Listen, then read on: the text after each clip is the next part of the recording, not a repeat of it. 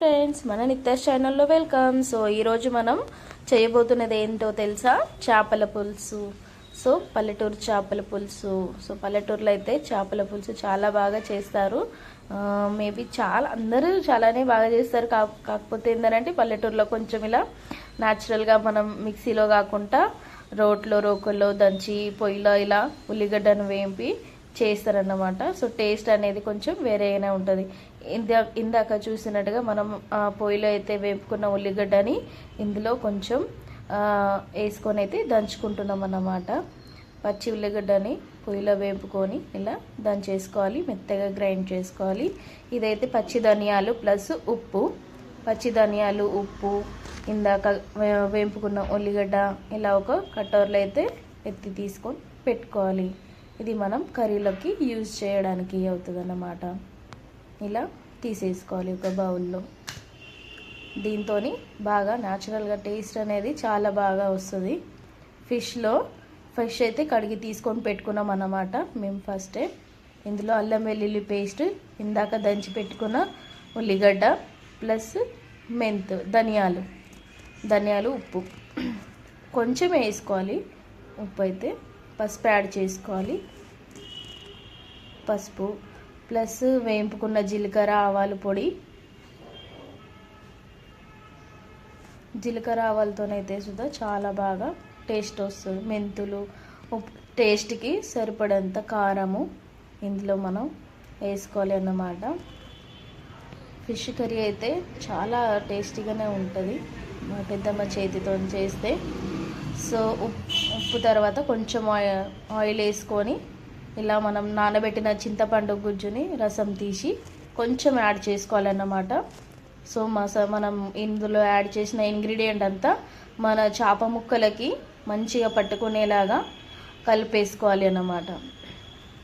కొంచెం రసం పోస్తే ఏంటంటే మనం డ్రైగా కాకుండా మంచిగా కవర్ అవుతుంది. ఫిష్ ముక్కలకు అనేది మంచిగా మసాలా అంతా పట్టేసుకుంటుంది. ఇలా మెల్లిగా కలిపేసుకోవాలి.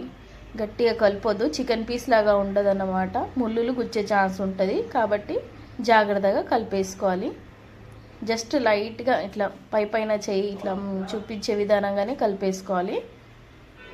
మసాలా గ్రేవీని అయితే ఇలా తీసేసుకోవాలి, లేకపోతే ఎండిపోతుంది అది అలాగే పెడితే.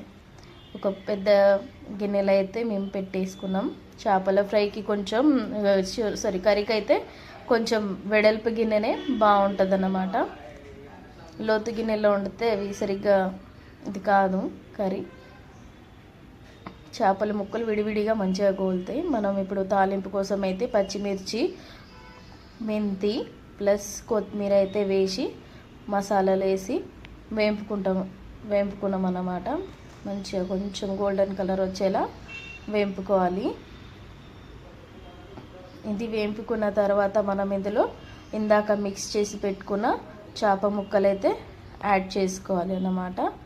చేప ముక్కలు చూద్దాం మంచిగా లైట్గా చిన్న కలిపేసుకోవాలి ఆయిల్లో. ముక్కలు అనేది విరగకుండా కలిపేసుకోవాలి. ఎక్కువ గరిట తింపినా కానీ ముక్కలు విరిగే ఛాన్సెస్ ఉంటాయి కాబట్టి లైట్గానే కలిపేసుకోవాలి. కొంచెం ఒక 2 minutes అట్లా మనం వదిలేసి ఒక మూత పెట్టేసి ఒక 2 minutes తర్వాత మళ్ళీ ఒకసారి చూసి కలిపేసుకోవాలి.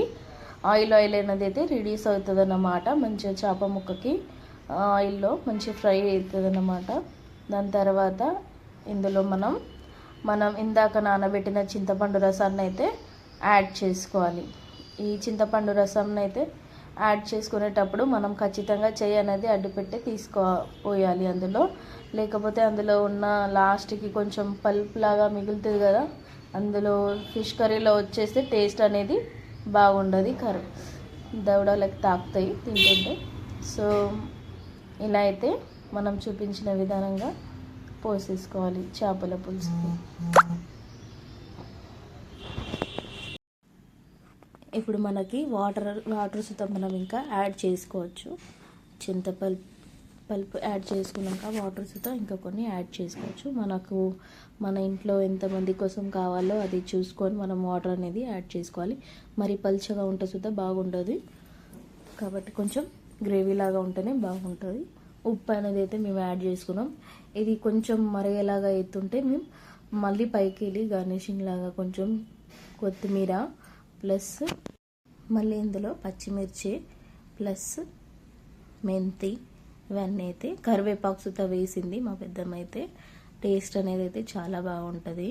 దేని సుత ఫస్ట్ టైమే ట్రై చేస్తున్నా ఇది, కానీ టేస్ట్ మాత్రం అదిరిపోయింది. కొంచెం మసాలా పైకి వెళ్ళి చల్లుకొని ఇది మరగనివ్వాలి. గరిటని ఇలా స్లోగానే తింపుకోవాలి, చేపల ముక్క విరగకుండా. సో మరిగాక ఇలా స్టవ్ ఆఫ్ చేసుకొని వేడివేడి అన్నంలో చేపల ముక్క, మేమైతే చేపల పులుసుతో వేడివేడి అన్నం ఎంజాయ్ చేసుకుంటా ఫ్యామిలీ మొత్తం తినేసామన్నమాట. మాకైతే అందరికీ చాలా బాగా నచ్చింది. మీకు నా వీడియోస్ నచ్చితే లైక్, షేర్, సబ్స్క్రైబ్ చేయండి ఫ్రెండ్స్. Thank you.